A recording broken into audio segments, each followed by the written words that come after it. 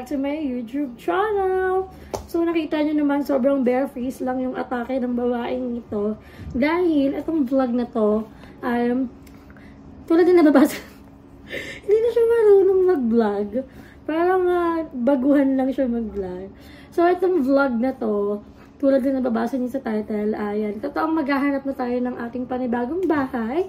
So, tapos na ang journey natin dito sa, sa Las Piñas. So, nagawa ko na din naman lahat. Naging masaya naman ako dito sa lugar na to. And ang dami ko din talagang natutunan sa lugar na to. So, ayan. Kakatapos ko lang maligo, guys. Kaya sobrang bare face lang yung meron yung atake ko. And, maghahanap na tayo ng paulit-ulit siya. So, ayan. Lilipat na tayo ng bahay. Pero, parang sinasabi ko sa inyo na maglilipad tayo ng bahay, maghahanap tayo ng bahay, is, mag-get ready with me tayo. And alam nyo ba guys, ito yung, actually nung lumipat naman ako sa Santo Niño, wala din naman akong boyfriend nun, pero may katulong ako, which is nandun yung mga friend ko. And that time na lumipat kami dito sa Las Piñas, kasama ko naman yung ex ko. Ngayon, nalilipat kami sa ibang bahay, kung saan man tayo makakita, is ako lang talaga mag-isa. I mean, si Gab, saka si mama at papa na lang din kasi yung kasama ko. So, magbubukod na din yung kapatid ko. Wala na din kasi talaga yung mga kapatid ko. Kumbaga, ako na lang talaga. So, kailangan ko din lumipat kasi hindi naman hindi na kaya. Hindi na realistic yung parang hindi realistic. Hindi na, ano bang word doon? Basta, yung 8K na yun, hindi na siya good for us na may malaking bahay. So, okay lang din naman na kahit malit yung bahay. Kasi, kahit anong home naman yan, hindi pa rin magiging home sa amin. Charot. So, ayan, maghahanap tayo. And kung makikita nyo sa aking mukha, wala pa tayong nilalagay ng kahit ano. And parang sobrang haggard ko naman dito. Parang haggard talaga siya. So, mag-ano lang ako guys, magsusuting gel. And habang nag-get ready with me tayo, mag-chika-chikahan din tayo. And yun nga, tulad din sinabi ko, ang dami kong natutunan dito sa lugar na to. And hindi man ako nagkaroon ng bagong friends dito. Pero, syempre, diba dito naman ako nag-work. Nagkaroon din naman ako ng mga bagong kakilala talaga. Pero, hindi mo namang masasabing friends mo talaga. And, ayun. Nagkaroon naman ako ng mga bagong kakilala dito. Okay naman sa lugar na to. Super safe naman ng lugar na to. And, sobrang okay din talaga yung lugar na to. Kasi convenient talaga siya sa lahat talaga. Diba, kung makikita nyo naman sa vlog. And, naging vlog ko talaga to last year. So, ito na naman, panibagong taon, panibagong lipat ng tahanan. Ganun talaga. Ganun talaga ang buhay. So, maghahanap tayo ngayon. Actually, isa lang naman yung pupuntahan ko. Eh, karaniwan sa mga pinupuntahan kong bahay. Kung ano yung napuntahan ko na isa, yun na din talaga. So, malay mo, pag nagustuhan ko na yun, i-vlog ko na din siya. Kasi, hanggang ano na lang din kami dito, hanggang 31. Pero, na-okay naman na hanggang November 2. So, wala din naman ako masasabi sa may-ari ng bahay nito kasi sobrang bait talaga nila, as in. Mabait talaga yung may-ari. And, ayun, tingnan natin kung saan tayo makakahanap ng bahay. Hopefully, sa bahay na yun, ma-heal din talaga ako. Hindi ko na alam kung ano pang heal yung kailangan kong gawin. Kasi totoo naman na, yung talaga stable yung mental health ko ngayon. Sobrang nahihirapan ako. And, yun nga, tingnan natin kung saan tayo makakahanap. So, tapos na akong mag-shooting gel, guys. Wala naman akong ganun kadaming makeup. And pasensya na kayo sa pimples ko kasi dadatlan ako. So, ano din? Wait lang, mabilang tayo. April, May, June, July, August, September, October. Almost magsi 7 months na din tayo single. And I love it. So, literal na independent woman ka talaga na literal na ikaw yung magbubuhat ng mga gamit mo, paglipat nyo. Simula ka talagang ka-help, be. Ikaw talaga. And, that's live. So, naglalagay lang tayo ng sunscreen. Ayan. Kung maririnig yung may kumakalabog-kalabog kasi naglilipik na sila ng kanilang mga gamit. So, sa bahay na yon, it will be mama, papa, me, and Gab na lang talaga siya. And, ayun, ganun talaga. Habang wala pa tayong sariling bahay, ganun talaga ang magiging atake. Ano lang tayo, upa-upa, ganun. And sobrang hirap din talaga ng umupa, guys. Hindi biro umupa. Kasi mamahal na lang mga upa ngayon. And, tawag dito, mahirap maghanap ng paupahan talaga. Wala akong sinabi na maglilipat ako kasi parang nasabi ko na to way back August pero hindi talaga ako nag-update. So ngayon parang siguro ito yung magiging vlog ko, ang ating bahay serye. So tignan natin kung saan tayo makakahanap. So tapos na akong mag-sunscreen guys. And wala naman akong ibang ginawa kundi mag-sunscreen and lipstick lang talaga. So magkikilay din tayo. Siguro hindi ako marunong magkilay kasi sa cellphone. And i-update ko na lang kayo mamaya once natapos na ako mag-makeup. Kasi lip tint and kilay na lang naman yung gagawin ko. Kaya lang, hindi ako marunong sa cellphone. Feel ko hindi siya magpapantay. At saka para hindi din mahaba tong intro natin. So, yun lang mga bes. Samahan nyo ako sa ating journey sa paghahanap ng bahay. So, i-update ko kayo mamaya once natapos na ako. Papakita ko sa inyo yung aking outfit. So, guys, ayan. This is our final outfit. Ang lakas ng makarating. Hindi na talaga siya marunong mag-vlog. Lakas aatin tayo sa binyag. Apple kasi nagsabi na atin ako sa binyag eh. So, ito yung outfit natin. Naka-overall lang ako na, hindi naman overall, naka-partner ako na black. And then, I have bag from Timo Up. Yon. So, ito na yung magiging outfit natin. And magbubook lang ako ng joyride going there sa bahay na pupuntahan natin or bibisitahin natin. So, titignan natin siya kung hingal ako magsalita. So, titignan natin siya kung yun na ba yung magiging natin, magiging bahay na mapipila, diba? So, kung nagugustuhan man natin yun, ay diretsong vlog na din po ako doon ng empty house tour o bahay namin.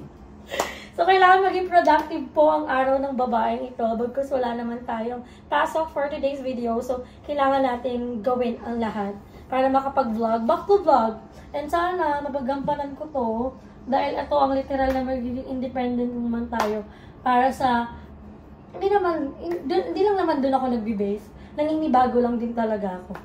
So, syempre, diba? So, ganun pa man, mag-book lang ako guys and i-update ko kayo once nasa joyride na ako. So guys, we're here. And actually, bago ako mag-vlog, kinausap ko niya yung nagpaparant na ito. And nakaalis na kasi sila. Hindi ko na tawag dito. Napasama ko sa vlog yung aming mga chikahan. Pero itong house na to guys, wait lang wait lang. Nahinga lang babae nito. Buksan natin yung mga window. Para makahinga naman ang babae. Buksan lang namin. Kasi wala pa akong dala dito kahit ano. Buksan natin yung mga ilaw. Di mo kaya, Dilaw din. Wait lang, paano kaya ito buksan? Di slide. Paano ito buksan? Di slide. Di niya kaya, may sliding door kami. Hindi nyo kaya, may sliding door. Welcome to my new agad. Guys, wait lang. Super pagana ang babae. So, feeling ko magdadalawang vlog. Magdadalawang vlog. Ito guys, ay located sa Parañaque again and again and again. So, bakit sa Parañaque ang babaeng ito? Okay naman siya for me. Lalo na't 4 kami. At yung vibes niya, guys, parang kainin. So, na-miss ko tuloy yung kainin. Ako na lang mag-isa dito eh. So, be myself and I na lang yun nandito. So, pinano ko lang yung saan natin yung kinakabahan. Wala ko bigla. Kasi ako lang mag-isa. Kasi maka-independent din. So, this is the room. Actually, guys, may one room siyang kasama. Hindi ko muna ipapakita guys, more on mukha-mukha ko na lang muna kasi magkakaroon naman ako ng empty house tour. Oh, perfect. Ang daming bintana, di. Perfect yung ganito. And, paano tayo mag-aircon? Meron naman siyang nakaabang. So, may nakaabang na siyang window type. Ang tanong, kasya na ba ang mga gamit ko dito? Pero kasya na. Bakit may pagano siya? Tatakpan na lang pa siya. So, feeling ko kailangan kong baguhin yung doorknob. Tatanong ko na lang. Ganda niya, guys. Carry na ang babae dito. Hindi man lang nagpatay naman. Hindi man lang nagpatay ng ilaw. So, abangan nyo na lang yung empty house tour ko. And, kinilig ako.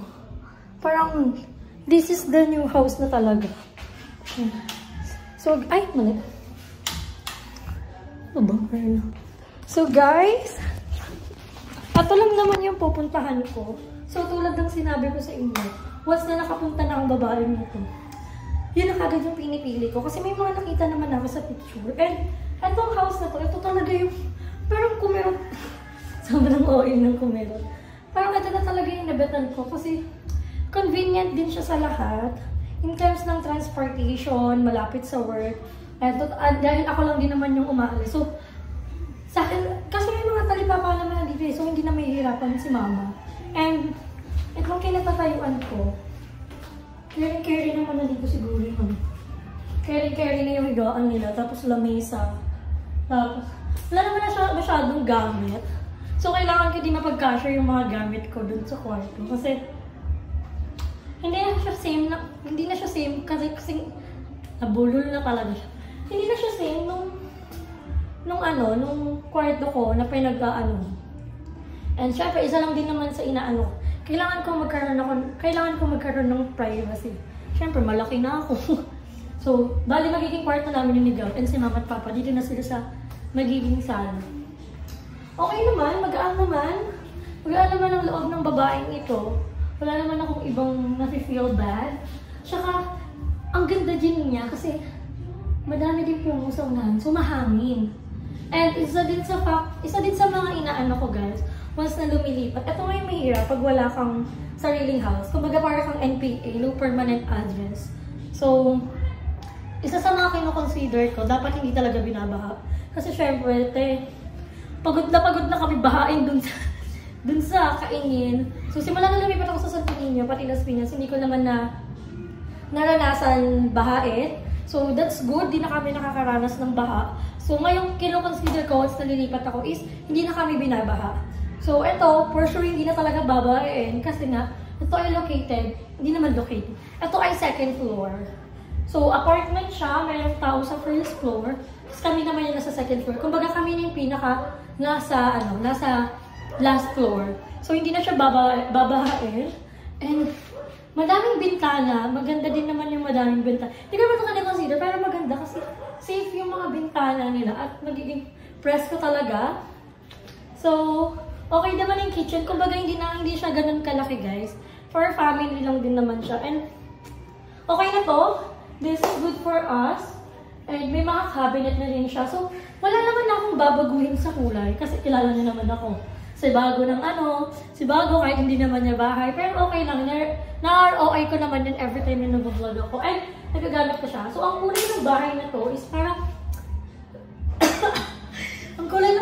parang light green and cream yung kulay nila. Tapos yung mga bintana more on brown. So, okay na din siya. Maglalagay na lang kami ng curtain sa may ilalim ng kitchen. So, sabi ko, i-vlog ko na lang din to.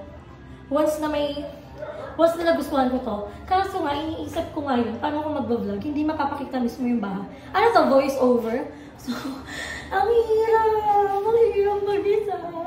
Kailangan ko na talaga maging independent. Kailangan ko na masanay. Pero ganun pa man, okay naman ako here. And, actually, nakuha ko rin yung susi. Pero, syempre, na natin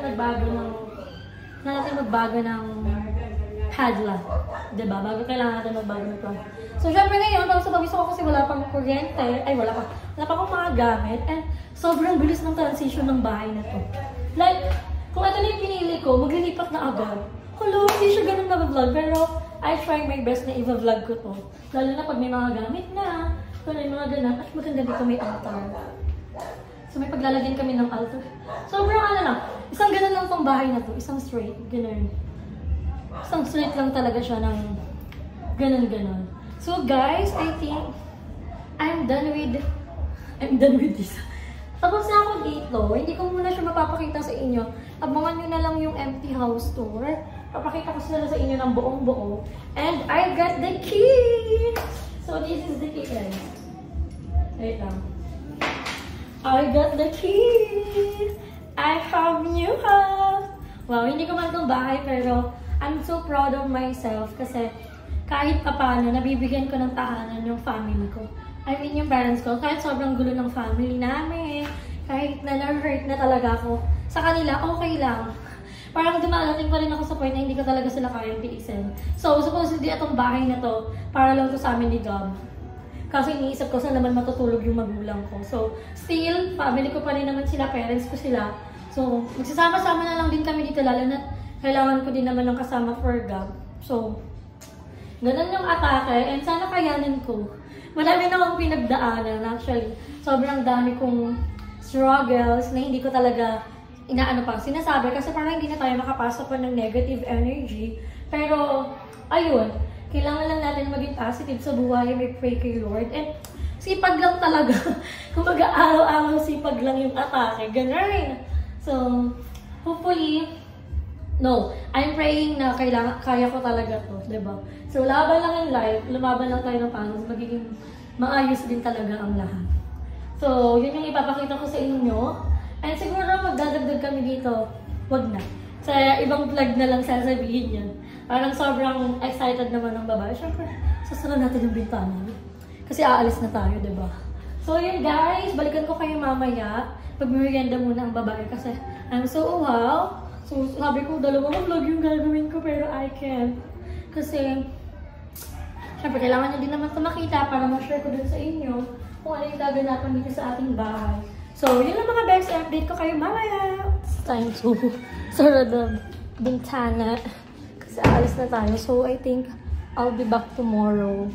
So, kailangan ko maging productive din tomorrow. So, para ma-upload ko na din itong vlog na to today. Ayan, salamat. Perfect. Ano? Yun, kabagay na masarap. Ano, bakit ayaw na ito masarap? Ayaw na masarap. Perfect to. Huh? Bakit ganun? Ano ba talaga ito nasasama? Alam ko, di ba nasara ko ito lahat? Go. Hipan natin kung paano natin. Ay.